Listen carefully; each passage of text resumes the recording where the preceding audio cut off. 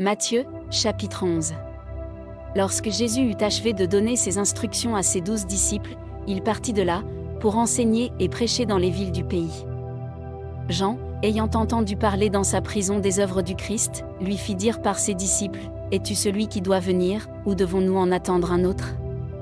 Jésus leur répondit, « Allez rapporter à Jean ce que vous entendez et ce que vous voyez, les aveugles voient, les boiteux marchent, les lépreux sont purifiés, les sourds entendent, les morts ressuscitent, et la bonne nouvelle est annoncée aux pauvres. Heureux celui pour qui je ne serai pas une occasion de chute. » Comme il s'en allait, Jésus se mit à dire à la foule, au sujet de Jean, « Que êtes-vous allé voir au désert? Un roseau agité par le vent? Mais, qu'êtes-vous allé voir? Un homme vêtu d'habits précieux? Voici, ceux qui portent des habits précieux sont dans les maisons des rois. Que êtes-vous donc allé voir? Un prophète? Oui, vous dis-je, et plus qu'un prophète. Car c'est celui dont il est écrit, « Voici, j'envoie mon messager devant ta face, pour préparer ton chemin devant toi. » Je vous le dis en vérité, parmi ceux qui sont nés de femmes, il n'en a point paru de plus grand que Jean-Baptiste. Cependant, le plus petit dans le royaume des cieux est plus grand que lui. Depuis le temps de Jean-Baptiste jusqu'à présent, le royaume des cieux est forcé, et ce sont les violents qui s'en emparent. Car tous les prophètes et la loi ont prophétisé jusqu'à Jean, et, si vous voulez le comprendre, c'est lui qui est l'Élie qui devait venir. Que celui qui a des oreilles pour entendre entende. À qui comparerai-je cette génération?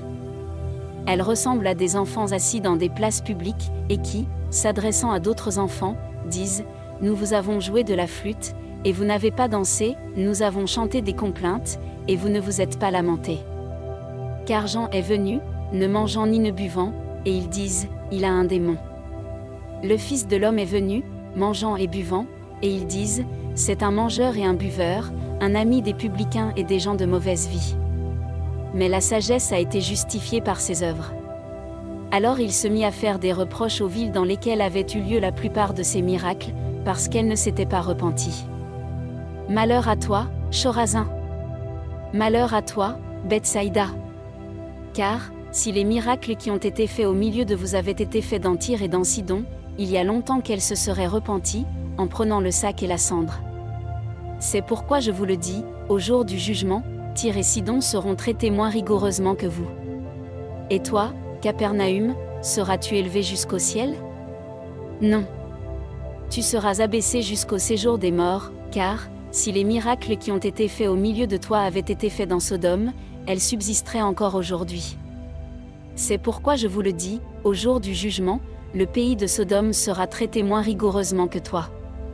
En ce temps-là, Jésus prit la parole, et dit, « Je te loue, Père, Seigneur du ciel et de la terre, de ce que tu as caché ces choses aux sages et aux intelligents, et de ce que tu les as révélées aux enfants.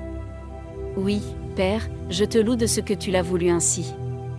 Toutes choses m'ont été données par mon Père, et personne ne connaît le Fils, si ce n'est le Père, personne non plus ne connaît le Père, si ce n'est le Fils et celui à qui le Fils veut le révéler. Venez à moi, vous tous qui êtes fatigués et chargés, et je vous donnerai du repos. Prenez mon joug sur vous et recevez mes instructions, car je suis doux et humble de cœur, et vous trouverez du repos pour vos âmes. Car mon joug est doux, et mon fardeau léger.